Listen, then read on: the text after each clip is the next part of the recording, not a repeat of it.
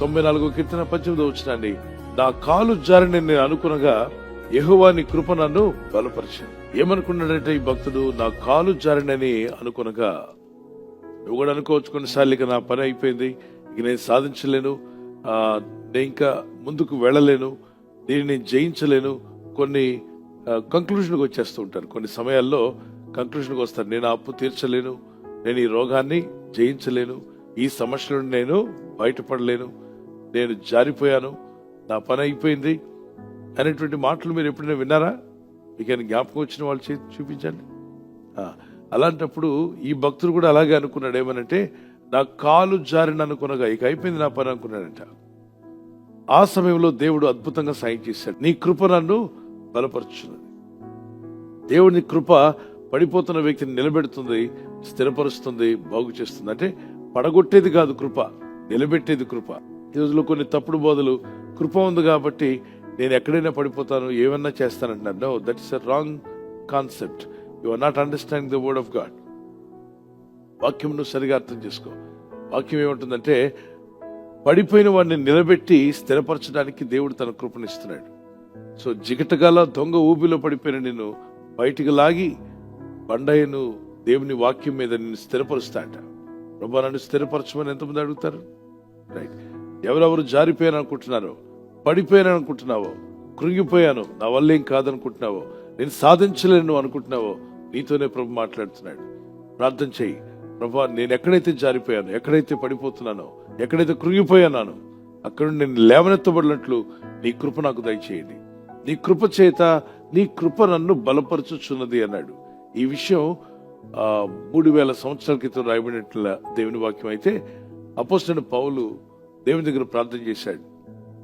నాకు ఈ ముళ్ళు తీసేదేవా అని ప్రార్థించాడు. 2 కొరింథీ పత్రిక 12వ అధ్యాయం 7-8 వచనాల్లో ప్రార్థిస్తుండగా ప్రభు అంటాడు, నా కృప నీకు చాలు, నా కృప నీకు సరిపోతుంది, నువ్వు భయపడినాకల్లా నా కృప నీకు తోడుగా ఉంచాను, నువ్వేం నశించిపోవు, ఆ ముళ్ళు నువ్వు జయించగలుగుతావు, ఆ సమస్య నువ్వు జయిస్తావు, ఆ బాధ నువ్వు జయించేలాగా నా కృప నీకు ఎక్స్టెండ్ చేస్తున్నాను. I'm sending my grace to you.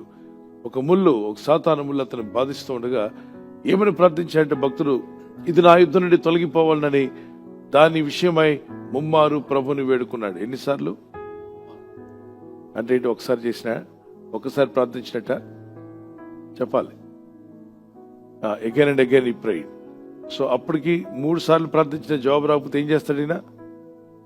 4వ సారి జవాబు రాకపోతే, 5వ సారి జవాబు రాకపోతే? ఏలీ ఎన్ని మార్లు ప్రార్థించాడు? జవాబు వచ్చేదాకా ఏం చేశాడు? ప్రార్థన చేశాడు. మనం ఏదో ఒకసారి ప్రార్థన చేసి ఆపేయొద్దు. దేవుడు జవాబు ఇస్తాడు, నమ్మండి, ప్రార్థిస్తూనే ఉండండి, ప్రార్థిస్తూనే ఉండండి. ఎటువంటి ఇబ్బంది నీకున్నా, నీ మనస్సును బాధిస్తుందా, సమస్య ఏదున్నా, ఇక జారిపోయాను, నాకు ఇక అంతమే అనుకుంటున్నావేమో, కాదు. జారిపోతున్న నిన్ను నిలబెట్టే దేవుడు ఉన్నాడు, నిన్ను పైకి లేవనెత్తే దేవుడు ఉన్నాడు. ఆయన తన కృపను పంపి నిన్ను లేవనెత్తును గాక, దేవుని సహాయాన్ని పొందుదువు గాక. ఎందరు ప్రార్థన చేస్తారు, ప్రభా ఆ భక్తునికి నువ్వు ఎలా కృపనిచ్చి బలపరిచావో నాకు కూడా నీ కృపనిచ్చి బలపరచుదేవా అన్నవారు మీ చేయి చూపించగలరా? షల్ వి ప్రే? పరిశుద్ధమైన మా తండ్రి, ఈ వాగ్దానాన్ని ఎత్తి ప్రార్థిస్తున్నాం. జారిపోకుండా మమ్మల్ని నిలబెట్టేవాడు నీవే, పడిపోకుండా నిలబెట్టేవాడు నీవే. ఇక నా పని అయిపోయిందని భక్తులు బాధపడుతూ ఉండగా ఇదిగో నీ కృపనిచ్చి బలపరిచావు. పౌలు భక్తుడు ప్రార్థించాడు, నాయన దేవా ఈ ముళ్ళను తీసివేయమని ముమ్మారు ప్రార్థించినప్పుడు నా కృప నీకు చాలునన్నావు. కృపనిచ్చి అతన్ని విడిపించావు, కృపతో మమ్మల్ని బలపరుస్తున్నావు. బలపరిచే నీ కృప నాకు దయచేయి. జారిపోతున్న నన్ను నిలబెట్టండి ప్రభా. ఫైనాన్షియల్ గా, స్పిరిచువల్ గా, మరి ఆర్థికంగా గాని, ఆత్మీయంగా గాని, ఆరోగ్యపరంగా జారిపోతున్నావేమో. జారిపోచున్న నీకు దేవుడు తన కృపను దయచేయును గాక. ఈ రాత్రి నెమ్మదితో పండుకొని సురక్షితంగా కాపాడబడినట్లుగా నీ అగ్ని కంచి వేసి మమ్మల్ని కాపాడండి. మీ చిత్తములో కొనసాగే కృప మా అందరికీ దయచేయమని యేసుక్రీస్తు ప్రశస్త నామములో వీరందరికీ చక్కని నిద్ర దయచేసి తెల్లవారు లేచి కృపను మాకిమ్మని క్రీస్తు నామములో వేడుకుంటున్నామా పరలోక తండ్రి, ఆమేన్, ఆమేన్. ఈ వాగ్దానాన్ని మీతోనే ఉంచుకోకుండా లైక్ చేయండి, షేర్ చేయండి.